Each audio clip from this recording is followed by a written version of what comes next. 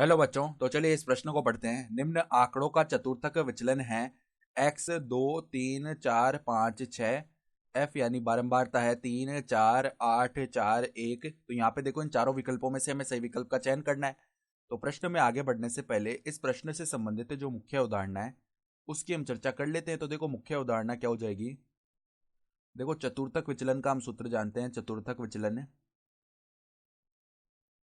बराबर में देखो क्या होता है, Q3 माइनस में Q1 बट्टा में 2। ठीक है, ये मान होता है। तो पहले तो देखो हमारे पास ये जो आंकड़े हैं इनको हम देखो यहाँ पे लिख लेते हैं। ये हमारा XI का मान है, हमारे पास FI का मान है, और यहाँ पर हम संचयी बारंबारता यानी कि CF लिखेंगे। तो 2 3 4 5 6 ये हो गए XI के मान। संगत बारंबारताएं लिख लेते हैं, 3 4 8 4 1। तो अब देखो संचयी बारंबारता कैसे लिखते हैं, जो पहली बारंबारता है उसको वैसा का वैसे ही लिख देंगे। तो 3 लिख दिया। अब देखो 3 के अंदर यहाँ पे 4। अब देखो क्या होगा, 3 के अंदर यहाँ पे 4 जुड़ेगा तो 7 आ गया। फिर 7 के अंदर यहाँ पे 8 जुड़ेगा तो 15 आ गया। 15 के अंदर 4 जुड़ेगा तो 19 आ जाएगा। फिर 19 के अंदर 1 जुड़ेगा तो 20 आ जाएगा। ठीक है, यानी n का जो मान है ना, n का मान क्या हो जाएगा यहाँ पर।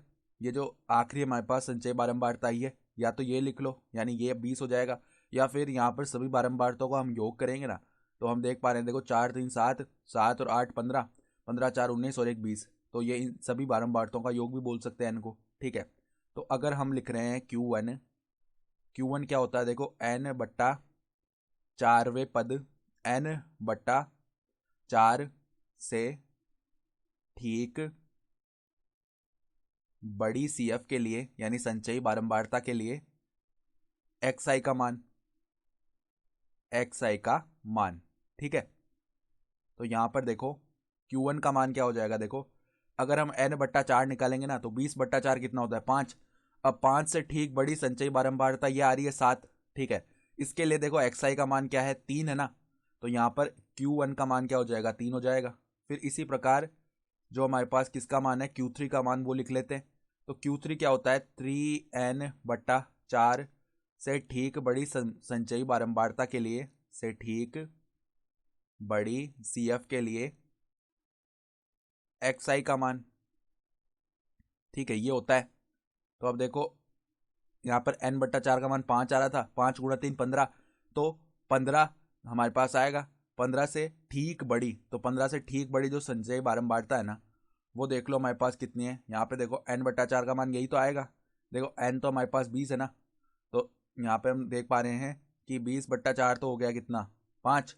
5 गुणा 3 15। तो 15 से ठीक जो बड़ी संचयी बारंबारता है वो 19 है।